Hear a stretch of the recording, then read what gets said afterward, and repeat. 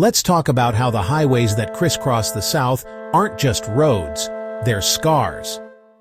Back in 1956, President Eisenhower signed the Federal Aid Highway Act. On paper, it was all about military defense, faster travel, and boosting the economy. But here's the ugly truth. When planners mapped out those shiny new interstates, especially in the South, they didn't carve up wealthy white neighborhoods. Instead, they drew straight lines through thriving black communities on purpose. Why? Local officials called it urban renewal. I call it what it was, a weapon. They bulldozed black business districts, churches, homes, sometimes entire neighborhoods. Black families got eviction notices and, if they were lucky, a pittance for the land their grandparents fought to keep. The government called it eminent domain, seizing property for public good. But for black families, it meant losing the businesses, homes, and history they'd worked generations to build. Look at Atlanta's Sweet Auburn district, once the richest black business corridor in America, a birthplace of MLK Jr., a place buzzing with black-owned banks, shops, music. Interstate 75 85ths cut it in half, leaving devastation behind. Or New Orleans, Claiborne Avenue, the heart of black New Orleans, where Mardi Gras parades danced under grand oak trees.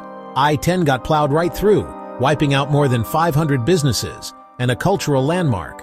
Miami's Overtown used to be called the Harlem of the South. I-95 wiped it off the map. The black population crashed from 40,000 to less than 8,000 in just 2 decades. Durham, Jacksonville, Birmingham, Nashville, Richmond. The same story plays out. Highways plowed through the heart of black middle-class neighborhoods, shoving people into smaller, poorer, more polluted spaces. The losses stack up. Generational wealth, gone. Churches and schools, gone. Cultural centers, gone. Highways didn't just split up cities, they drew new color lines. They cemented segregation, turning concrete into barriers between black and white neighborhoods. And they brought noise, pollution, asthma, and high blood pressure right to black families' doorsteps.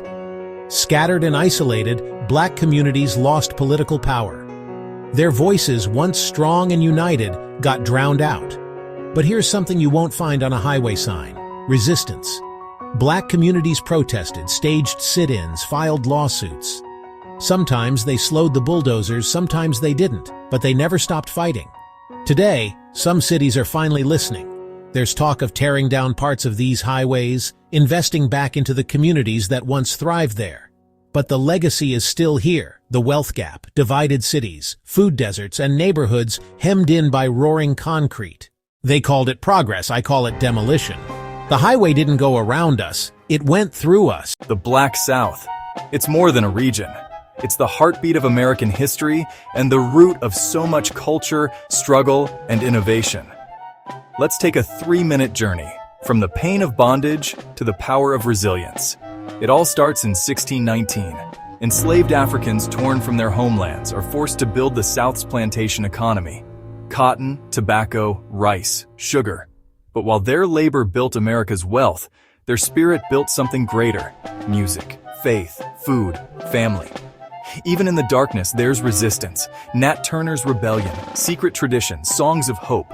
Because even when you're chained, your soul can't be broken. Then 1865, emancipation. Freedom finally rings out after the Civil War. Black Southerners seize the moment, building schools, churches, whole communities. They vote, they lead, they lift each other up. HBCUs like Howard and Morehouse take root. But progress faces backlash. Black codes, the KKK, violent attempts to erase hard-won rights. Jim Crow follows, locking the South into segregation. Black families are forced into separate but unequal. But the answer? Community. Black colleges, churches, and businesses become beacons of excellence and hope. And the culture, my God, the culture. Blues, gospel, jazz, born right here and soon echoing across the nation. All this while facing lynching and terror. Yet organizing and resistance never stop. By the 20th century, the Great Migration sees millions head north and west, chasing new dreams, but never forgetting their roots. They reshape cities, music, and politics. But the South remains the soul center, its traditions strong. And then the civil rights movement explodes from Southern soil. Montgomery, Greensboro, Selma, these names are etched into history. From Dr. King and Rosa Parks to everyday heroes, people rise up to say, enough. Victories like the Civil Rights Act and the Voting Rights Act shatter the legal walls of segregation. But the fight for justice keeps going. Today, the Black South is still the cultural engine. Over half of all Black Americans call it home. Hip-hop, trap, Beyonce, soul food, HBCUs, faith, and activism, these aren't just local treasures, they're global. And yes, the challenges are real. Systemic racism, poverty, gentrification. But so is the power to create, to resist, to rise. The Black South isn't just history, it's a living legacy. From chains to change, from blues to hip-hop, it